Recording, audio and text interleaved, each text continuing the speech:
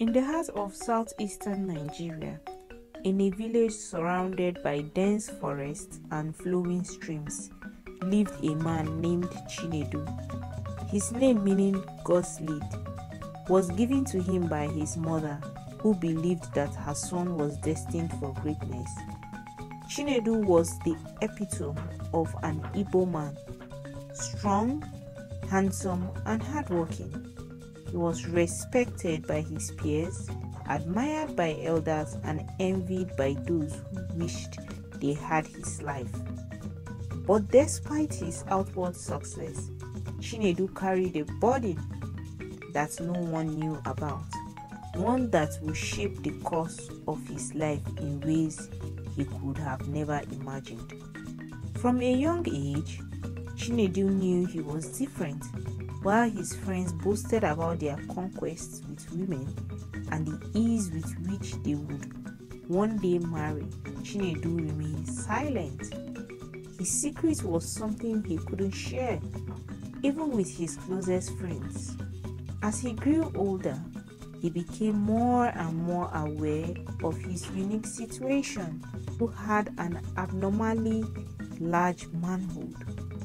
What others might consider a blessing, he saw as a curse. As tradition dictated, once a man reached a certain age, he was expected to marry and start a family. In Igbo culture, marriage was not just a union between two people, but a bond between families, a continuation of lineage, and a means of solidifying one's place in the society. Chinedu's parents, Uchenna and Adaku, were no exception. They were eager to see their son married and often discussed potential brides from neighboring villages. One day, Uchenna approached Chinedu as he walked in the fields. "It is time we find you a wife," he said, wiping sweat from his brow. "You are a man now, and it is right that you have a family of your own." Chinedu nodded, but his heart was heavy. He had thought about marriage often, but his fear always outweighed his desire. He couldn't imagine the shame and embarrassment that would come if his secrets were revealed. Yet, the pressure from his family and society was immense. Eventually, a marriage was arranged with Amara, the daughter of a wealthy trader from a nearby village. Amara was known for her beauty, grace, and many men had sought her hand in marriage, but her father, Chief Okeke, had chosen Chinedu for his reputation and the promise of a good life. The traditional marriage ceremony was a grand affair with drumming, dancing, and feasting. The entire village gathered to celebrate Chinedu. Chinedu did his best to hide his anxiety, but as the night grew close and the time came for the couple to retire to their new home, Chinedu felt a cold sweat break out on his forehead. As they entered the bridal chamber, Amara looked at him with anticipation and curiosity. She had been raised to expect certain things from marriage, and tonight was supposed to be the beginning of a new chapter in her life. But when Chinedu undressed, Amara's eyes widened in shock, and she took a step back. "What is this?" she whispered, her voice trembling. Chinedu tried to explain, but his words caught in his throat. Amara's fear turned to anger, and she pushed him away, covering herself with her wrapper. "This is not what I expected," she said, her voice rising. "This is not what I was promised." The next morning, the news spread like wildfire through the village. Amara had returned to her father's house, refusing to stay with Chinedu. Chief Okeke was furious. and Uchenna and Araku were humiliated. The whispers and stares followed Chinedu wherever he went, and soon the once respected man became a source of ridicule and pity. Over time, Chinedu tried to find another wife, but the story of his first marriage had spread beyond his village, and no family was willing to marry him to their daughter. He sought the help of traditional healers and even traveled to distant towns to consult with wise men, but nothing could change his condition. As the years passed, Chinedu became a recluse, avoiding social gatherings and spending most of his time in the forest, where he felt at peace. He built a small hut near a stream and lived off the land, growing his food and hunting for meat. One day, while wandering deeper into the forest than usual, Chinedu came across an old woman sitting by a fire. Her hair was white as snow, and her eyes held a wisdom that seemed to pierce through the darkness.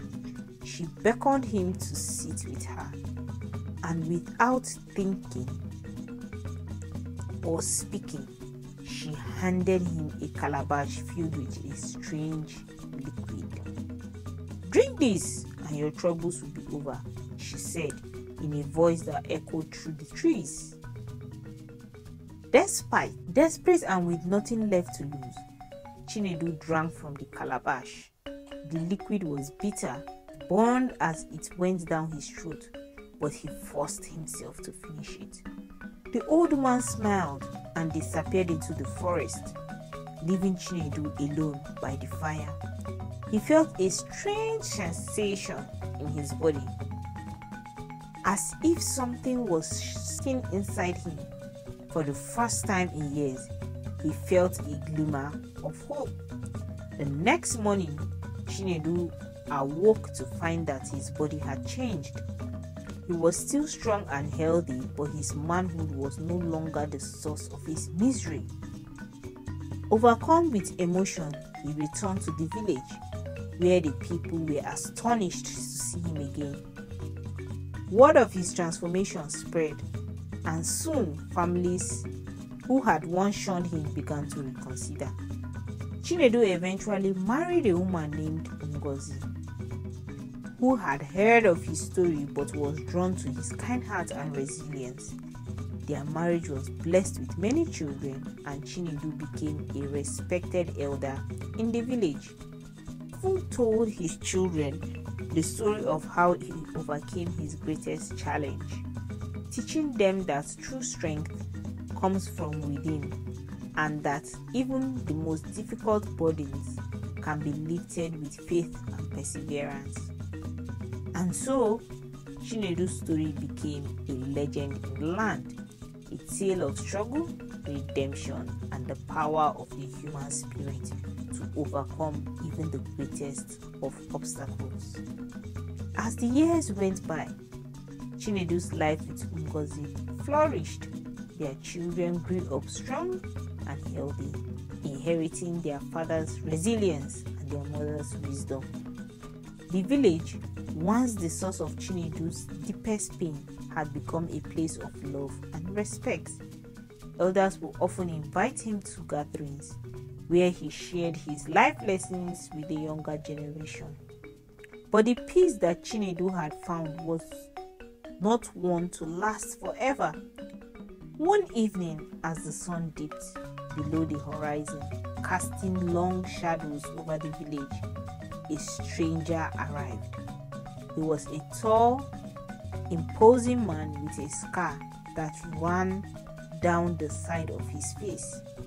He wore a cloak made of dark animal hides and carried a staff carved with strange symbols.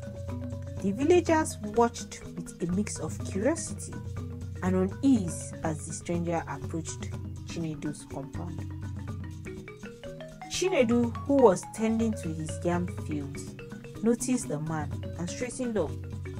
There was something familiar about him, though he couldn't quite place it. The stranger stopped in front of Chinedu's house and fixed him with a piercing gaze. "I've heard you, Chinedu," he said in a voice that rumbled like distant thunder. "You've become a legend, but legends have a way of attracting unwanted attention." Chinedu narrowed his eyes, sensing a hidden threat. "Who are you, and what do you want?" he asked. The man smirked, revealing a row of teeth sharpened to points. "My name is Obina," he said, "and I am here to challenge you. You see, I possess the same condition you once had, but unlike you, I have not found peace. I've wandered from village to village, rejected and scorned, until I heard about you. I want what you have, Chinedu. I want your life." Chinedu's heart sank. He could see the anger and desperation in Obina's eyes. The same feelings he once had struggled with. But there was something more, a darkness that had taken root of Obina's soul. "I understand your pain," Chinedu began, trying to reach out to the man.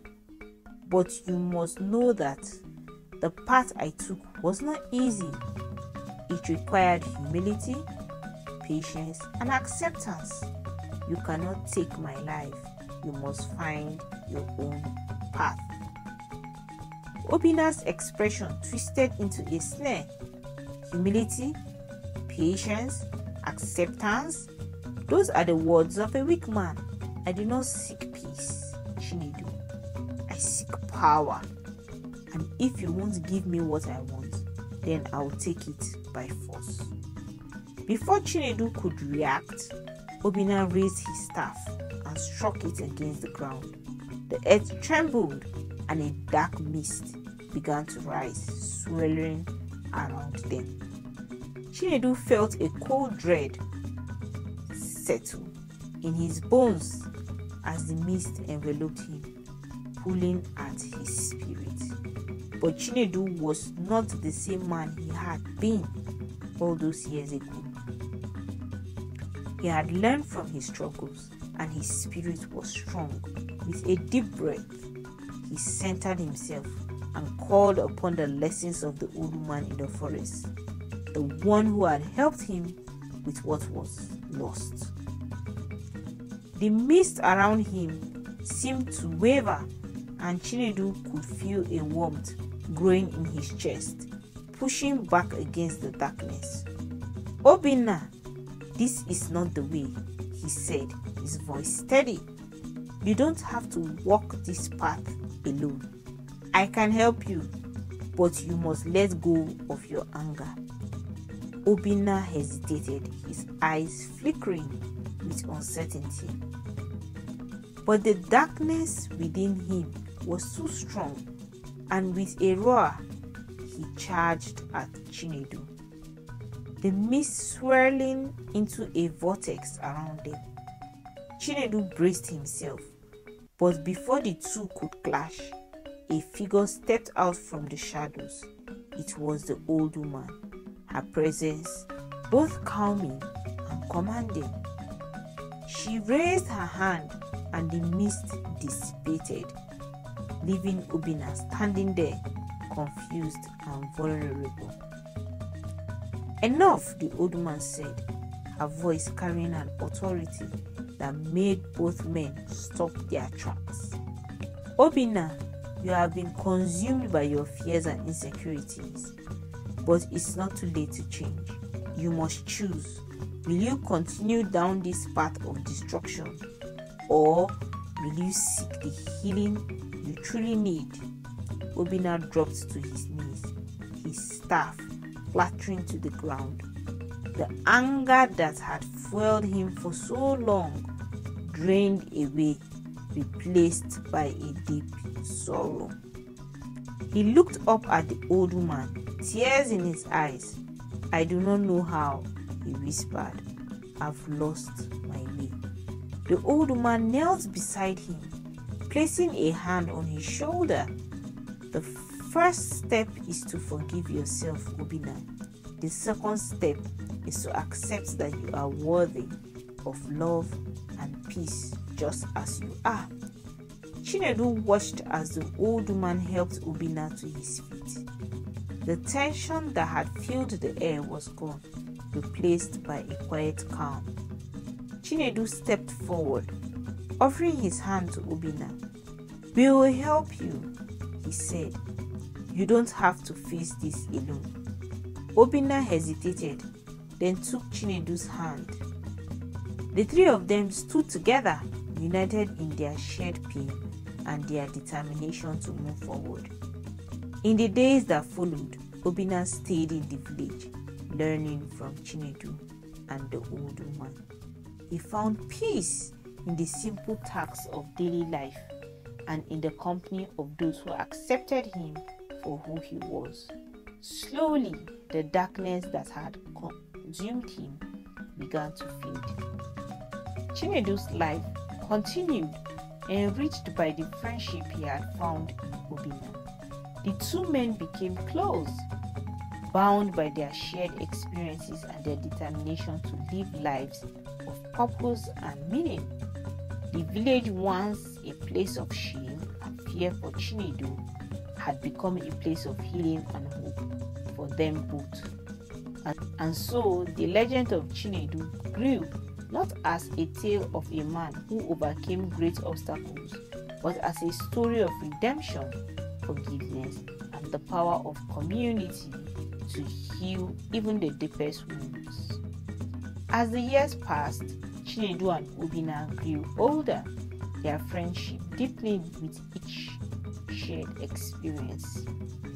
The village that was once a source of pain for Chinedu had transformed into a place where stories of resilience and redemption were told around the fires at night. The legend of how two men, bound by the same cross, found strength in each other became a beacon of hope for those who felt different, for those who believed they carried burden too heavy to bear. Obina, once consumed by darkness and anger, found solace in the simple life the village offered. He became a close companion to Chinedu, learning not just from him, but from the entire community. The village elders, recognizing his transformation, welcomed him into their circle. With time, Obina began to share his own wisdom, helping young men who struggled with their identities and the pressures of society. Chinedu's family grew, with his children now reaching adulthood. They carried with them the values their father had instilled in them: kindness, strength, and the understanding that true power comes from within. Chinedu watched with pride as they married, started their own families, and continued to contribute to the community that had supported them all. One evening, as the sun set in hues of gold and crimson, Chinedu and Obina sat together by the stream near Chinedu's old hut, the place where he had once sought refuge from the world. The stream still bubbled gently, its waters clear and cool, as it had been for so many years. The two men, now graying and withered by time, reflected on the journey they had shared. "I never thought I would find peace, Chinedu," Obina said quietly, his eyes on the flowing water. "I never believed I could let go of the anger that once consumed me." Chinedu smiled, his heart full. "None of us can do it alone, Obina. It took the strength of others to lift me out of my own darkness. We all need someone to remind us of our worth, especially when we've forgotten it ourselves." Obina nodded, his face etched with the lines of wisdom and age. "I'm grateful for you, Chinedu. You saved me from a path that would have led me to my destruction. And you saved me too, my friend, Chinedu replied, placing a hand on Obinna's shoulder. You reminded me that we were never truly alone, even in our darkest moments. As the night fell, they made their way back to the village, where the light from the fires flickered warmly, and the sounds of laughter and music filled the air. The village had become more than just a home. It was a sanctuary for those who sought acceptance and understanding. But life, as it often does, brought the inevitable. Chinedu, now in his twilight years, began to feel the weight of time. His once strong body grew frail, and though his spirit remained unbroken, he knew his time was coming to an end. He gathered his family and friends, including Obinna, to speak with them one last time. In his final days, Chinedu spoke to each of his children, imparting the last bit of his wisdom that he accumulated over a lifetime.